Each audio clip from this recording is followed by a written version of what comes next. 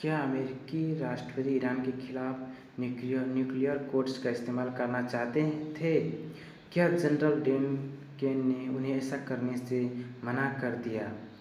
दोस्तों, एक CIA analyst के इस दावे से दुनिया में खलबली मच गई है। हम इसकी चर्चा करेंगे, मगर अब तक आपको पता चल गया होगा कि डोनाल्ड ट्रंप ने एक और यू-टर्न ले लिया है। जी हाँ, सही सुना आपने। डोनाल्ड ट्रंप ने युद्ध विराम को एक्सटेंड कर दिया है, सीज फायर को बढ़ा दिया है, क्योंकि ये वही डोनाल्ड ट्रंप हैं जिन्होंने कुछ दिनों पहले कहा था कि मैं सीज फायर एक्सटेंड करने वाला हूँ, मैं युद्ध विराम नहीं बढ़ाऊँगा। और अब आखिरकार जैसे कि तमाम न्यूज़ एजेंसी इस बात को कंफर्म कर रही है, उन्होंने एक बार फिर सीज फायर बढ़ा दिया है।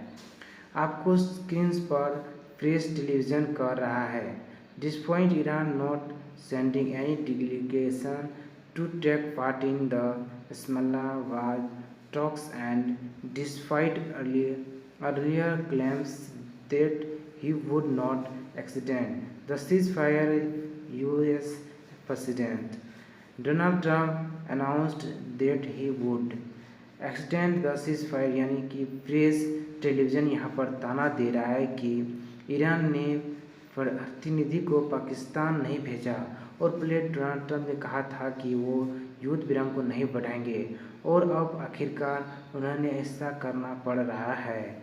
और आपके सामने अल-जज़ीरा की ब्रेकिंग न्यूज़ गौर फरमाइए।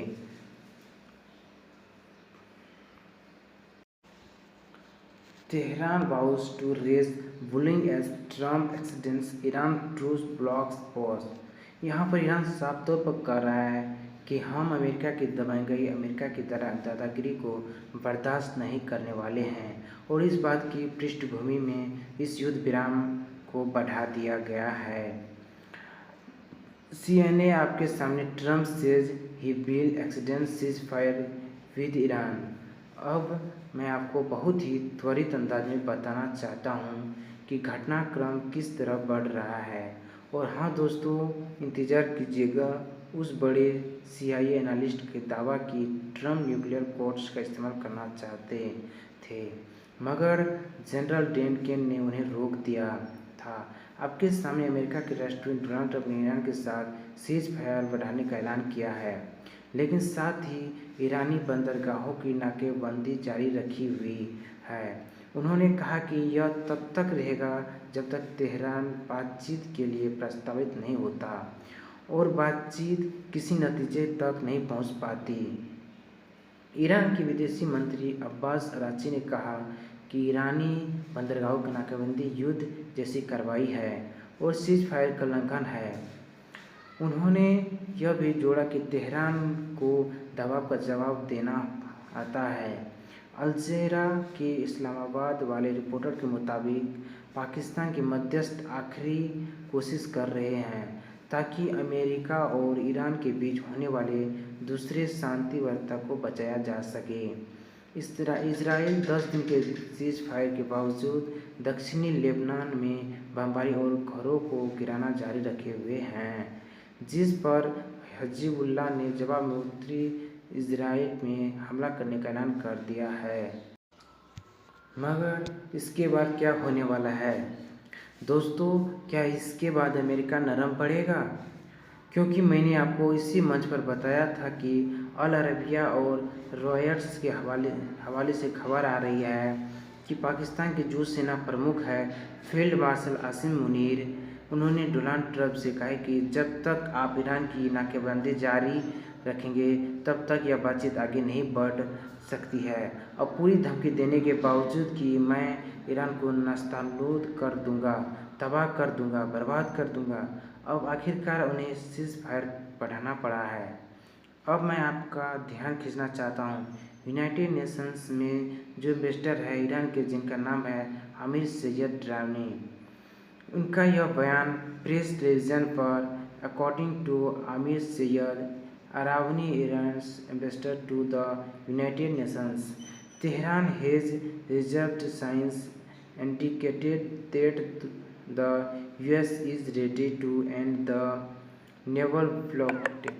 सरल शब्दों में कहा जाए दोस्तों, संयुक्त राष्ट्र में जो ईरानी राजदूत है उन्हें इस बात के संदेश और संकेत मिले हैं कि अमेरिका जो नौसेना ब्लॉकड है, नौसेना नाकाबंदी है, उसे खत्म करने को तैयार है।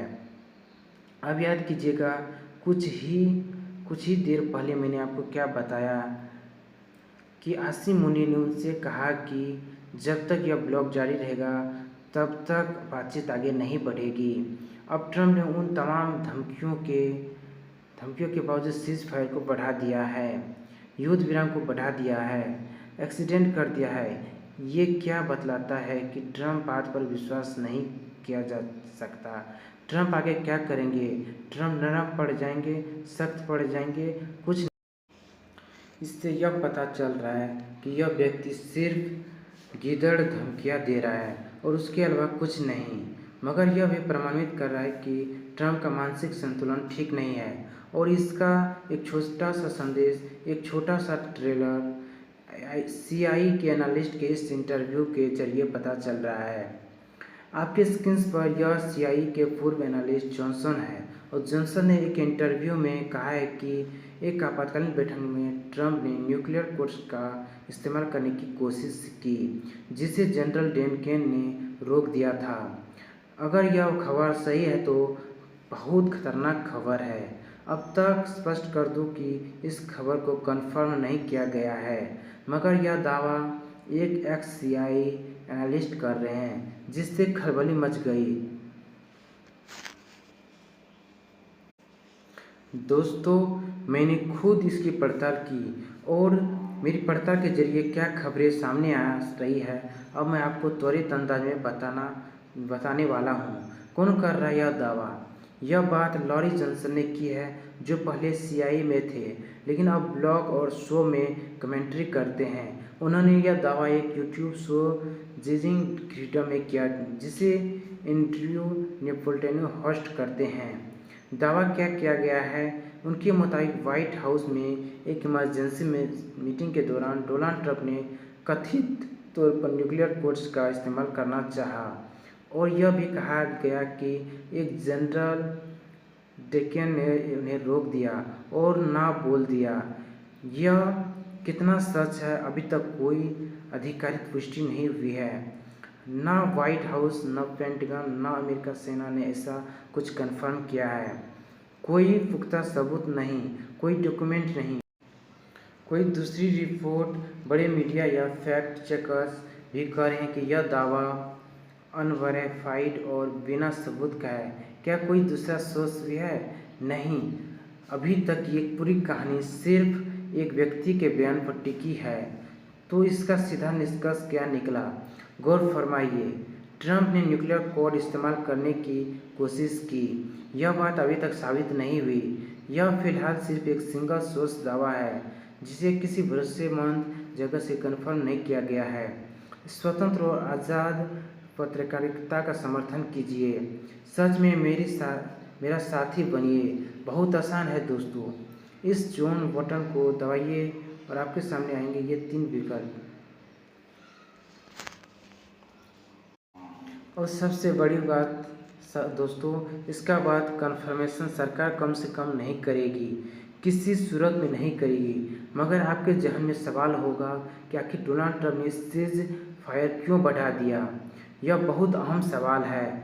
यकीनन, जैसे मैंने कहा, ना एक व्यक्ति जिसका मानसिक संतुलन बिगड़ा हुआ है, जिसके दाएं हाथ को नहीं पता उसका बायां हाथ क्या कर रहा है। सबसे बड़ी बात CNN के जरिए यह बताने की कोशिश की जा रही कि भाई, ईरान में मतभेद है। ईरान ये फैसला नहीं कर पा रहा है कि हम आगे बढ़े क्या करें। यानी कि ईरान के अंदर सो कॉल्ड इंटरनल कॉन्ट्राडिक्शंस, आंतरिक विरोधाभासों पर टिकरा फोड़ा जा रहा है। इन्होंने सीज फायर आगे बढ़ा दिया, मगर सही मायने में हकीकत यह है दोस्तों, ईरानी जनता हारने को तैयार नहीं है। मैं आपके एक मंजर दिखाना चाहता हूँ। रोज़ ईरानी जनता सड़क पर उतर रही है। अब इस मंजर में देखिएगा खुर्रम शहर मिसाइल जिसने इस जंग में अमेरिका और इजराइल को नाको चने चबा दिया। खुर्रम शहर मिसाइल उसका मुजाहरा हो रहा है, उसका प्रदर्शन हो रहा है और जनता उसे किस तरह से सलामी देता है। मैं चाहूँगा आप इस मंजर को देखा जाए और दूसरी तरफ ईरानी झुकने को तैयार नहीं। अब्बास अराग़ची ने यह कह दिया कि हम इस ब्लैकमेल को बर्दाश्त नहीं करेंगे, हम ट्रंप की दंगई को बर्दाश्त नहीं करेंगे। ऊपर से खातमुल अंबिया का यह बयान, गौर फरमाइए क्या कर रहे हैं उनके प्रवक्ता। खातमुल अंबिया केंद्रीय मुख्यालय के प्रवक्ता ने यह कहा, अमेरिका के राष्ट्रपति और उस देश के आक्रामक व आतंकी सेना के कमांडरों की बार-बार की धमकियों को देखते हुए हम औपचारिक चेतावनी जारी कर रहे हैं। हमारी सेनाएं 100% तैयारी में है और ट्रिगर पर उंगलियां हैं। अगर ईरान के खिलाफ कोई भी हमला हुआ तो हम तुरंत पहले से तय किए गए ठिकानों पर जोरदार जवाबी हमला करेंगे और अमेरिका सेना व बच्चों को मारने वाले ज़ायनिस्ट शासन को पहले से भी ज़्यादा सख्त सबक सिखाएंगे। यह देश झुकने वाला है दोस्तों, और जाहिर सी बात है अमेरिका का मुकाबला ऐसे देश से हो रहा है और यही वजह है कि ट्रंप तमाम धमकियां देते रह गए कि मैं यह कर दूंगा, वो कर दूंगा और आखिरकार इन्हें सीज फायर बढ़ाना पड़ा। मगर यह सीज फायर बढ़ाया क्यों गया है? अमेरिका हुक्मरानों से क्या खबरें आ रही है?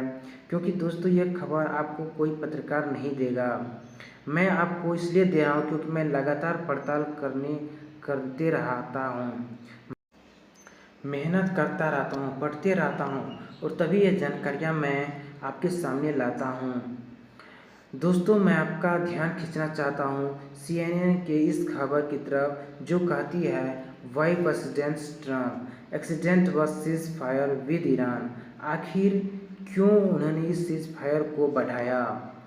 इसका आसान सा जवाब यह है कि प्रशासन को लग रहा है कि ईरान के अंदर कोई इंटरनेशनल कॉन्ट्राडिक्शंस है, कई मतभेद हैं और ईरान खुद फैसला नहीं कर रहा है क्या करना है और ईरान को ध्यान में रखते हुए उन्होंने ऐसा किया। अब CNN का ये आर्टिकल क्या कहता है, मैं चाहता हूँ आप इसके एक एक लफ्ज़ को गौर करें। आपकी स्क्रीन पर मंगलवार को व्हाइट हाउस में डोनाल्ड ट्रंप की मीटिंग हुई जिसमें JD वैंस, मार्को रूबियो, पीट हेग्सेथ, डैन केन और जेन रेटक्लिफ शामिल थे, लेकिन तब तक अमेरिका को ईरान की तरफ से कोई जवाब नहीं मिला था। अमेरिका के अधिकारियों ने पाकिस्तान के मुख्य मध्यस्थ जनरल आसिफ मुनीर से कहा था कि कम से कम कोई जवाब दिलवाइए। इससे पहले JD वैंस एयरफोर्स 2 में रवाना हो इस्लामाबाद के लिए, लेकिन कई घंटों बाद कोई जवाब नहीं आया। व्हाइट हाउस के अंदर ट्रंप के करीबी अधिकारियों का मानना है कि जवाब न आने का बड़ी वजह ईरान की मौजूदा लीडरशिप के अंदर चल रहा है मतभेद। डिफरेंसेस यह समझ उन्हें कुछ हद तक पाकिस्तान के जरिए मिली जानकारियों से बनी हुई है। प्रशासन का मानना है कि ईरान के अंदर इस बात का सहमति नहीं है कि उनका रुख क्या होना चाहिए, खासकर यूरेनियम एनरिचमेंट और उनके पास मौजूद एंटीचिट यूरेनियम स्टॉक को खासकर यूरेनियम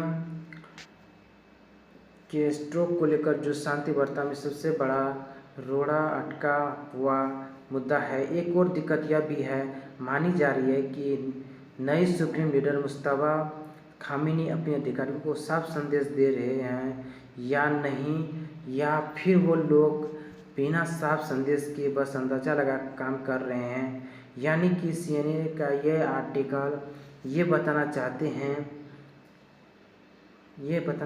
हैं कि दोस्तों ईरान इस वक्त एक सोच से काम कर रहा है और अगर यह खबर आसिम मुनीर दे रहे हैं तो इसका मतलब पाकिस्तान बहुत ही डबल गेम खेल रहा है। ये एक किम्स का दोगलापन है। कहने को वो कह रहे हैं कि भाई हम ईरान की हितैषी हैं, ईरान के समर्थक हैं, मगर अगर ईरान के बारे में आसिम मुनीर, जिनकी क्रेडिबिलिटी पर सवाल खुद अमेरिका के अंदर से उठ रहे हैं, अगर आसिम मुनीर यह खेला कर रहे हैं और इस तरह की बात कर रहे हैं तो उनकी नीयत पर सवाल उठना लाजमी है। अब आगे दोस्तों सीएनए का आर्टिकल क्या कहता है, गौर फरमाइए। सैन्य हमले दोबारा शुरू करने के बजाय राष्ट्रपति डोनाल्ड ट्रंप ने ईरान के साथ 2 हफ्ते का सीज फायर बढ़ाने का फैसला किया। ठीक उससे पहले जब यह खत्म होने वाला था, इस बार उन्होंने कोई तय आखिरी तारीख भी नहीं बताई। ट्रंप ने अपनी ट्रूथ सोशल पोस्ट में ईरानी सरकार को काफ़ी बनते हुए बताया और साफ दिख रहा है कि वो अभी भी युद्ध का कूटनीतिक हल चाहते हैं, क्योंकि वो ऐसा लोकप्रिय युद्ध फिर से शुरू करना चाहते हैं जिसे वो पहले ही अमेरिका को जीत बता चुके हैं। लेकिन फिलहाल बातचीत का टूटना यह दिखता है कि ट्रंप के लिए ऐसा जो कि उनके शर्तों को पूरा कर सके। तो दोस्तों यह तय होता जा रहा है कि अमेरिका दोबारा हमला नहीं करेगा। यह भी तय होता जा रहा है कि ट्रंप का मानसिक संतुलन बिगड़ा हुआ है। यह भी तय होता जा रहा है कि डोनाल्ड ट्रंप यह समझ गए कि this is not a popular war. यह युद्ध ऐसा है कि अगर यह ज़्यादा चला तो उनकी लोकप्रियता जो वैसे ही 12 के भाव हैं, उनकी लोकप्रियता जो बद से बदतर होती जा रही है, वह लगातार लोकप्रिय होते जा रहे हैं। जाहिर सी बात है उनके लिए मुश्किलात पैदा होंगे। इसलिए बहुत ही दिलचस्प घटना को हो गया। दोस्तों अपने गौर किया होगा, लगातार इस मुद्दे को लेकर न सिर्फ आप तक ताज़ा खबर लाता हूं, बल्कि मेरी जो असली ताकत है अपने दर्शकों को लेकर वो यह है कि खबर के पीछे एक खबर है, वो मैं आगे तक पहुंचाता हूं। आप में से कोई लोग कहते हैं कि फलाना पत्रकार ने अल जज़ीरा में या सीएनए में खबर पहले आ गई। दोस्तों आपको समझाना पड़ेगा कि मैं 24 घंटे लाइव न्यूज़ चैनल नहीं हूं, मैं न्यूज़ एनालिसिस करता हूं। खबर के पीछे क्या खबर है वो मैं आपको बताता हूँ। खबर के पीछे जो खिलाड़ियों का क्या खेल है और वो मैं आप तक सुनाता हूँ। अगर इस पे कोई शिकायत है ज़रूर बताइएगा। और हाँ दोस्तों, ये नज़ारा मैं एक बहुत ही खूबसूरत जगह पे हूँ। धन्यवाद दोस्तों। आप लोग चैनल को सब्सक्राइब ज़रूर कीजिए और हमें मोटिवेट कीजिए ताकि हम ऐसे ही न्यूज़ आप लोगों के लिए लाता रहूँ। आप लोग इस RKR क्रिएटर ब्लॉग्स को सब्सक्राइब कीजिए और हमें सपोर्ट कीजिए और हमें अच्छा एनालिसिस वीडियो डालने का मौका दीजिए।